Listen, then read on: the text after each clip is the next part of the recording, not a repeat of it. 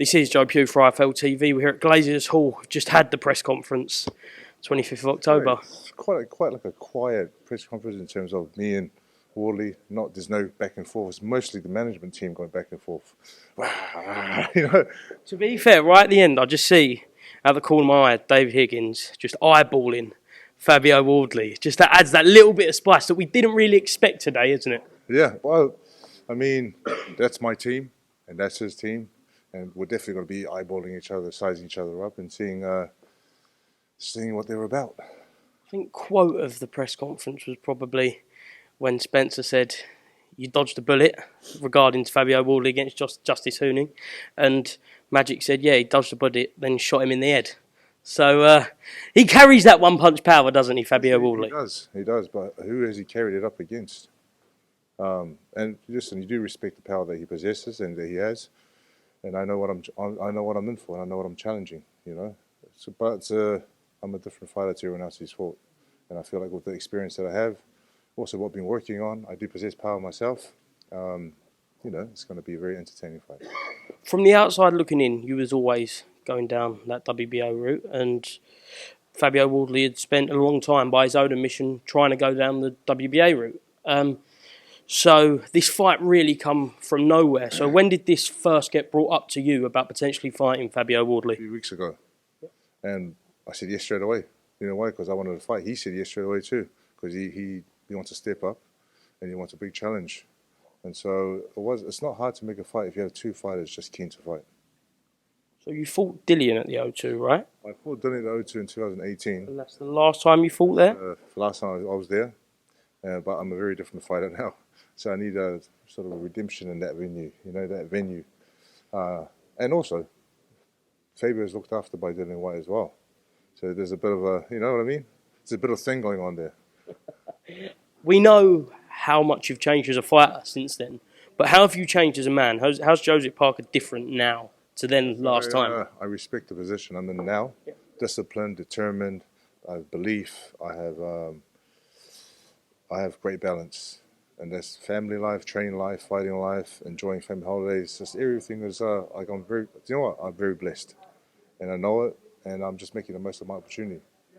Where do you rank Fabio Wardley in amongst Deontay Wilder, Zhilei Zhang, and Martin Bakole? Well, at the moment, he's ranked. You know, he's the mandatory for the WBA, so he's right up there.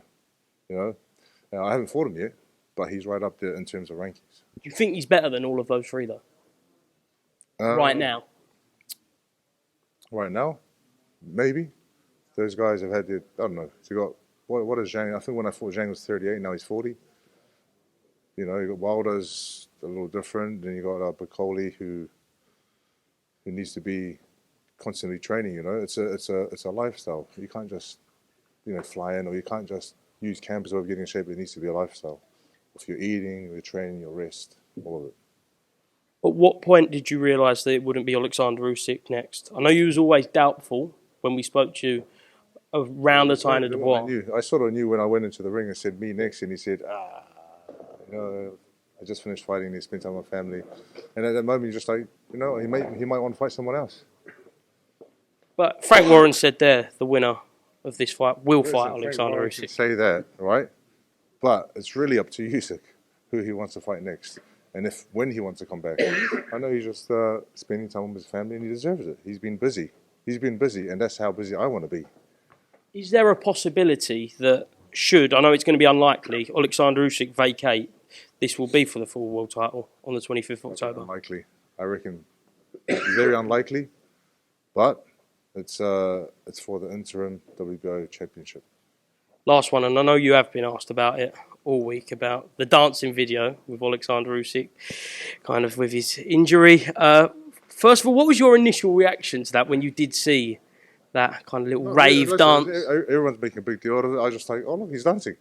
And then everyone's like, oh, hey, isn't he meant to be injured? Listen, if he's injured or not, he's just enjoying himself and dancing and just having a great time. Whether he was at a party or was at a family event or whatever it is, he's just enjoying himself. Is he avoiding you? I think so. I'm not sure why. I think it'll be a great fight. And he's seen everything there is, you know, the cruiserweight division, heavyweight division. So, and he's not, we can't say he's scared because he's fought everyone. So it might be a few different reasons why.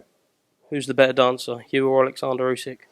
Me, upper body wise, better, but him footwork and movement and all that, so I reckon we're equal. Yeah, let's have a look. Come on, bit of upper body. I'm just so tight, I can't move properly. This. Just the robot there. That's it, isn't it? Yeah. Judge Parker, thank you very much for speaking to IFLTV. Is there anything else you'd like to add before we finish? No, thank you. Tune in October 25th. Thank you very much. Cheers.